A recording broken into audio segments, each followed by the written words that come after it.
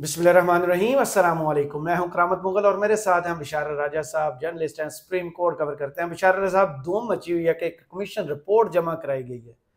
उस commission report के बाद अब लगता यही था जो जिम्मेदार हैं वो कटहरे में आएंगे, लेकिन सब लगता है पतली गली से निकल गए हैं। तो फिर ये किसके मुंह पर कालक मली है? बिस्मिल्लाहिर्रहमानिर्रहीम। बहुत शुक्रिया मौल साहब। एक तो मैं ईद के बाद आज पहली दफ़ा नाज़रीन से मुखातब हो रहा हूँ। असल में मैंने आपको बताया कि वो मेरे कज़न की जो है वो एक्सपायरी हो गई, रोड एक्सीडेंट में वो शहीद हो गए। वो अफसर थे, यंग बिल्कुल। तो ये बीच में जो कल फैज़ाबाद धरना की जो रिपोर्ट एक कमीशन बनाया गया था सुप्रीम कोर्ट के, जो ये फैज़ाबाद है या फैज़ाबाद है? फैजाबाद जी। नहीं, फैज़ाबाद है ये। चलें, आप कहते हैं तो फैज़ाबाद अभी है। से चेंज है जी। फैज़ाबाद। हाँ, फैजाबाद। फैज़ाबाद। ये सुप्रीम कोर्ट के अहकामात की रोशनी में एक कमीशन बनाया गया था। एक रिटायर्ड ब्यूरोक्रेट, जिसमें एक पुलिस अफसर भी थे जो आईजी थे, इस्लामाबाद के रहे, वो भी थे। एक और रिटायर्ड ब्यूरोक्रेट थे। कुछ 4 रुकन कमीशन था। बड़ा वो गालिब का एक शेर था ना, गए थे हम भी तमाशा देखने, चीरा पत्नी, वो किस तरह, वो शेर मुझे याद नहीं रहा। तना ना पड़ा तो, लेकिन तमाशा ना हुआ। तमाशा ना हुआ उसमें। असल में जो रिटायर्ड ब्यूरोक्रेट की सरबराही में ये जो कमीशन बनाया गया था, इसने फैक्ट फाइंडिंग की है, और फिर क्लीन चिट दे दी गई। किसे क्लीन चिट दी है? जनरल फैज हमीद साहब जी। वो at that time he was the DGC थे। और उस वक्त जो थे आईएसआई के जो डीजी थे, मेरे ख्याल में उस वक्त मौजूदा जो आलम इस्लाम की लोहा फौज के सरबराह हैं जो मौजूदा इस वक्त, ये थे उस वक्त। सही। तो ये हुआ था कि या ये थे या लेफ्टिनेंट जनरल मनीर थे, जो मनीर नहीं, वो कुछ नाम था उनका, जो मरियम नवाज के जो हम मरियम नवाज की बेटी जिनके घर है ना, चौधरी मनीर, उनके रिश्तेदार थे। अच्छा। उस वक्त डीजी जो आई थे ना, उस वक्त वो थे नदीम मुख्तार, तो नहीं कह रहे? नवीद मुख्तार, लेफ्टिनेंट जनरल एक उनके भाई। हाँ, वो थे उस वक्त कोर कमांडर कराची भी। बिल्कुल ऐसा ही है। अच्छा, ये बड़ी शद्दोबाद से फिर मुगल साहब ये हुआ। आपको पता है कि जिस वक्त इस्लामाबाद हाई कोर्ट के 6 जजेस ने खत लिखा था, तो चीफ जस्टिस काजी फाइज सर ने दरख्वास्त की थी वज़ीर पाकिस्तान से, जो पाकिस्तान के प्रधानमंत्री हैं, इज़्ज़त महाब जनाब शहबाज शरीफ साहब, वज़ीर आज़म पाकिस्तान जी, कि मैं उनसे मुलाकात करना चाहता हूँ थ्रू अटॉर्नी जनरल और लॉ मिनिस्टर। और आपको पता है कि जो प्रेस रिलीज जारी हुई थी उस दिन जी, उस प्रेस रिलीज में ये कहा गया था, चीफ जस्टिस काजी फाइज साहब की तरफ से, जो सुप्रीम कोर्ट की तरफ से प्रेस रिलीज जारी हुई थी, कि फैज़ाबाद नहीं, फैज़ाबाद, आज के बाद इसको इसी नाम से लिखा और पुकारा जाएगा। ये मैं कह रहा हूँ, ये उस प्रेस रिलीज में नहीं था कि फैज़ाबाद का जो भी फैसला आएगा वो मीनो इन दोनों पढ़ते हैं इसे। ये साढ़े 20 लाख की बजाय ना मेरे उर्दू की क्लास शुरू हो गई। नहीं, चलो शेर गलत पढ़ा, फिर नाम गलत पढ़ा। शेर मुझे नाज़रीन में माज़रत में मुझे भी नहीं याद होते शेर से, मैं थोड़ा सा इसलिए कि मुझे वो शेर अक्सर याद नहीं रहते मुझे। तो मेरे साथ ईसा नकवी साहब है ना, ये काम करने के लिए, वो काम करने के लिए। बाकी हिस्ट्री पर मैं अल्हम्दुलिल्लाह, चले वो ग्रिप है या नहीं है वो नाज़रीन बेहतर बता सकते हैं। तो वो कहा गया था जी कि उस फैसले पर जो है ना, वो जो भी फैसला आएगा इंक्वायरी कमीशन का, उस पर मीनो एंड जो है ना वो अमल किया जाएगा। जब सुबह फैसला आया, कल फैसला आया, तो मैंने फैसला पढ़ा तो उसमें जनरल फैज हमीद साहब को तो क्लीन चिट दे दी गई थी। कटहरे में ला खड़ा किया गया जनाब उस वक्त के सिविलियन हुकूमत को। सही। जिसके उस वक्त के प्राइम मिनिस्टर थे शाहिद खान अब्बासी जी, इंटीरियर मिनिस्टर थे चौधरी हसन इकबाल नारोवाल, प्रोफेसर ऑफ नारोवाल, वो और बिलखुसूस उस कमीशन, इंक्वायरी कमीशन में पंजाब हुकूमत को बड़े लते लिए गए, क्योंकि अब देखें जिसमें शहबाज शरीफ साहब सीएम थे। आप लाहौर से चलते हैं, पूरा जिला लाहौर, फिर शेखुपुरा कहा गया ना जी रिपोर्ट में, फिर गुजरात आता है, फिर आगे झेलम आता है, झेलम के बाद आप पिंडी में घुसते हैं, इतने जिले आप क्रॉस कैसे? ये रिपोर्ट में कहा गया कि पंजाब हुकूमत ने उन्हें रोका नहीं। हाँ, नहीं ना, तहरीक लबैक का जो मार्च आ रहा था, तो उन्होंने कहा कि उन्होंने गारंटी दी थी कि पुरअमन रहेंगे, पुरअमन रहेंगे, उनका काम था रोकना। बहरहाल रिपोर्ट में ये कहा गया जी कि जो एजेंसीज है उनको सिविल मामलात में जो इंटरफेयर नहीं करना चाहिए। इससे एक तो जो हमारे कौमी सलामती के अदारे हैं, जिसे हम जिसको हम उर्फ आम में फौजी भाई कहते हैं जी, फौजी भाई, उनकी साख बड़ी मजरू होती, मुतासर होती है, ये लफ्ज़ इस्तेमाल किया, मजरू नहीं मुतासर होती है, ये लफ्ज़ इस्तेमाल किया गया। तो बड़ी कोशिश थी कि किसी तरह से जनरल फैज़ हमीद को, वैसे मुगल साहब आपको बताऊं कि मुझे इस चीज़ की समझ नहीं आई कि इस रिपोर्ट में जनरल फैज़ हमीद को क्लीन चिट दे दी गई। अगर उनकी इन्वॉल्वमेंट थी तो उन्हें कटारे में लाख खड़ा करना चाहिए था। बावड़ा ने यही कहा था, आपको नहीं पता कि काजी साहब आएंगे तो इस केस को सुनेंगे और होगा भी ऐसे कि उनका नाम भी नहीं आएगा, नाम भी नहीं आएगा, और ये होना चाहिए था, उनको कटारे में खड़ा करना चाहिए था। लेकिन मैं हैरान इस बात पर हूँ कि काजी साहब मिनिस्टर ने ना कहा हुकूमत को मुस्तरद कर देनी चाहिए। डिफेंस मिनिस्टर जो ये जो ख्वाजा आसफ साहब जो सियालकोट से जिनका ताल्लुक है, जो जिन्होंने 2018 में रात को जनरल बाजवा को फोन करके सीट ली थी, उन्होंने कहा फोन नहीं, मैंने मैसेज किया था, मैसेज नहीं जी, तो वो उसके उस वक्त जो मौजूदा कोर कमांडर कराची है, क्या वो झूठ बोल रहे हैं? भाई ये तो मैं उनकी बयान बता रहा हूँ जो उन्होंने दिया हुआ। उन्होंने बयान कहा तो वो कोर कमांडर, या फिर वो मौजूदा कोर कमांडर जो है वो झूठ बोल रहे हैं, या फिर ख्वाजा आसफ झूठ बोल रहे हैं। दोनों में से कोई एक तो झूठा है ना जी, अगर ये फैसला कर लो। फिर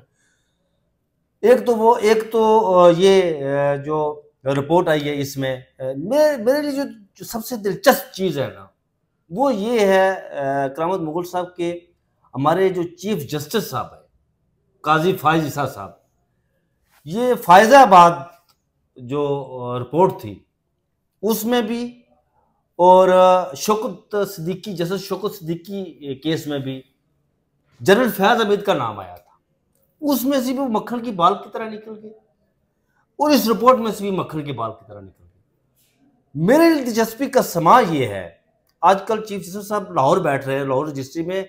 अगर मैं आज वो इधर होते तो मैं जाता, उनकी बॉडी लैंग्वेज देखता कि वो क्या है, उनकी बॉडी लैंग्वेज क्या है। वो उनको कटारे में खड़ा करना चाहते थे, लेकिन नहीं हो सका। अच्छा, ये मुमकिन नहीं हो सका। जो मेरे लिए दिलचस्पी का समा ये है कि जो काजी फायज ईसा साहब का एक नैरेटिव था, ये नैरेटिव को लेकर वो चल रहे थे ना। जब वो चीफ जस्टिस बने तो फैज़ाबाद का धरने का बड़ा शोर गुल जिक्र सारा कुछ था, उसमें से तो आवाज निकल गई। अब क्या चीज लेकर जाएंगे? भाई शहबाज शरीफ का नाम तो आया ना। नहीं, शहबाज शरीफ का नाम उल्टा देखो, कटारे में तो वो आकर खड़े हो गए ना। फवाद चौधरी ने आज जो कहा वो बिल्कुल ठीक है। अब उसे क्या, नवाज शरीफ को चाहिए कि अपने भाई को अब सुप्रीम कोर्ट खींच के लेके जाएगा। देखने वाली बात ये है मुगल साहब, मैं वही कह रहा हूँ कि देखने वाली बात ये है कि क्या काजी फायज ईसा जो चीफ जस्टिस ऑफ पाकिस्तान है, पाकिस्तान के मुंसिफ आला, क्या वो जब उन्होंने प्रॉमिस लिया था 6 जजेस ने जब खत लिखा था तो उनसे मुलाकात करते वक्त कि फैज़ाबाद धरना रिपोर्ट, जो धरना की रिपोर्ट, उस पर जज एज इट जो रिपोर्ट आएगी उस पर आप अमल दरामद करवाना है। अब क्या वो दोबारा ये बात प्राइम मिनिस्टर से ये कहेंगे, वजीर आजम से, कि भाई रिपोर्ट तो आ गई, जो लोग गिल्टी थे और शहबाज शरीफ जो कुछ थे, शहबाज शरीफ जिम्मेदार है, उस पर अमल दरामद करवाए ना। एक ही लाइन है कि शहबाज शरीफ जिम्मेदार है, तो अमल दरामद करवाए ना। अभी चीफ जस्टिस साहब कहे ना उन्हें, चीफ जस्टिस साहब का तो जो नुकसान हुआ था उसका जिम्मेदार बासत एहतराम चीफ जस्टिस साहब की अदालत में मैं रोजाना जाता हूँ। मैं कोई ये तौहीन अदालत के जुमरे में ना आ जाए, लेकिन वो एक खास उनका एक माइंड सेट है चीफ जस्टिस साहब का कि वो उसको लेकर, एक तो फैज़ हमीद के साथ उनकी कोई खास, वो हिंदी में एक लफ्ज़ कहते होते हैं, अब उर्दू में उसे मुझे समझ नहीं आ रही, खुन्नुस को उर्दू में क्या कहते हैं? प्रकाश, प्रकाश कहते हैं ना, हम अनाद कहते हैं, अनाद कहते हैं। और पाकिस्तान तहरीक इंसाफ के साथ ये वो रेफरेंस वाला मसला अभी तक तो है ना जी, वो तो होगा ना जी। ये जो दो मामलात है ना उन्हें, लेकिन दोनों मामलात में उन्हें अभी तक कोई इस तरह की कामयाबी नहीं मिल सकी ना। अब चीफ जस्टिस साहब कहें, मैं अटॉर्नी जनरल साहब से सुबह मिलूंगा इंशाल्लाह, उनसे पूछूंगा कि आपकी मौजूदगी में, चीफ जस्टिस साहब ने कहा था प्राइम मिनिस्टर को कि जी उस रिपोर्ट पर अमल दरामद करवाना, तो अब क्या वो उस पर मुमकिन हो सकेगा कि कटारे में खड़ा करेंगे उसको, प्राइम मिनिस्टर को, जो उस वक्त के सिटिंग चीफ सीएम थे पंजाब के, अब वो प्राइम मिनिस्टर है, खड़ा करें ना उन्हें, जो इंक्वायरी रिपोर्ट है। तो ये मामला जो है ना, ये सारा ये पता नहीं बाई चांस हुआ या कोई इत्फाकन हुआ या किस तरह हुआ कि लाहौर रजिस्ट्री में, अब अगले हफ्ते वो कराची बैठ रहे हैं, यानी इस्लामाबाद नहीं आ रहे अगले हफ्ते से। अगले हफ्ते जब वो 29 को हो रहा है ना जो फुल कोर्ट, उस हफ्ते में जो 20 वो हफ्ता जो स्टार्ट होगा ना, उस हफ्ते से वो आ रहे हैं इस्लामाबाद बैठेंगे। ये जो बीच में 2 हफ्ते 2 वीक्स है ना, एक में आज इस हफ्ते में जो रवा हफ्ता है लाहौर बैठे, पता नहीं हो कितने कितने, बस ठीक है। हाँ, उन तीनों इस्लामाबाद होंगे जी जी, इस्लामाबाद होंगे। तो ये मेरे लिए बड़ी दिलचस्पी की बात थी कि अब देखने वाली बात यह है कि जब वो यहाँ आएंगे, अब देखिए लाहौर से हमें आज भी वो बैठे, लेकिन इस तरह की कोई रिमार्क्स हम तक नहीं पहुंचे कि उन्होंने कुछ कहा है या नहीं कहा है। किसी शादी में गए हुए ना यार, शादी में तो शादी तो ज़ाहिर है दोस्तियाँ तो होती हैं, किसी शादी में होती हैं, तो उस हवाले से शादी में गए हुए। तो दूसरा आपने पूछा था जो इस्लामाबाद हाई कोर्ट के, वो तो पूरी उस पर तफसीलात चाहिए मुझे। अच्छा, वो तो चलें, वो मैं आपको उस पर तफसीलात दूसरे वीलॉग में दे देता हूँ। लेकिन ये है कि जो आज मनु भी नहीं समझ आई, तुसी अपनी कमेंट्स बॉक्स में दसना कि कितने टुरे से कितने टुर गए। नहीं, आपने तो बात वही की, मैं उसी मुद्दे पर रहा हूँ। अब होगा क्या इस रिपोर्ट में? देखें, इस रिपोर्ट में मुस्तरद करने से क्या होता है जी, यहाँ पर हुकूमत रिपोर्टें मुस्तरद करती रहती है ना, फिर होगा क्या? अब देखिए यहाँ पर मोहर साहब, मुझे याद आ रही है चीज,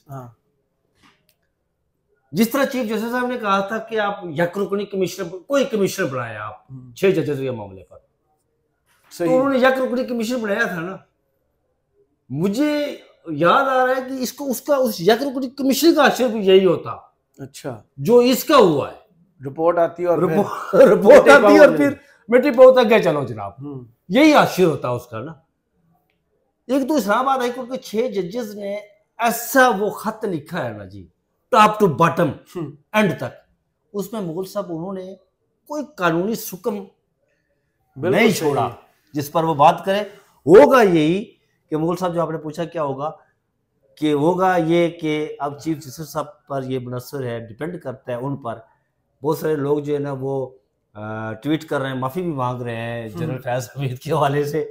तो चीफ जस्टिस साहब जब वापस आएंगे इस्लामाबाद, बैठेंगे यहाँ पर, तो जब पहली समात होगी तो फिर हम देखेंगे। वो तो कहते थे कि इसके लिए हमें 29 तक इंतजार करना पड़ेगा। वो हमेशा कहते थे जी लाहौर में है ना दोस्त, नहीं लाहौर में दोस्त कौन से कहते हैं, कौन का पता करें, को बताएं लेकिन वो कहते थे कि फैजाबाद धरने वाला जी, वो फायजाबाद, अब फायजाबाद है, फैजाबाद धरने वाला का जो मामला है ये ना होता। मेरे खिलाफ रेफरेंस जो आया था वो वही आया था जी, और वहीं से आया था। मैंने फैजाबाद धरने का फैसला दिया था, तो वो फिर मेरे खिलाफ आ गए, तो फिर वो रेफरेंस आया। अब तो उन्हें क्लीन चिट दे दी गई, तो काजी साहब ने तो कौन सा रेफरेंस फिर ऑन रिकॉर्ड का था ना, जहां से आया था। हाँ, जहां से आया था, और वो जो है वो निकल गए ना। अब तो ये मामला है, वो 29 तक इंतजार करें जी, वो आएंगे तो फिर हम उनकी बॉडी लैंग्वेज देखेंगे, कोई शायद फिर उस पर रिमार्क्स कल बरल में अटॉर्नी जनरल साहब इंशाल्लाह, उससे पहले सुबह मैं इंशाल्लाह अटॉर्नी जनरल साहब से पूछूंगा इस हवाले से, फिर वो खबर आपसे मैं शेयर करूंगा। चले, बहुत शुक्रिया बिशार राजा साहब आपके वक्त का। कमेंट्स बॉक्स में जरूर बताइए वीडियो आपको कैसी लगी। इजाजत दीजिए, अल्लाह हाफिज़।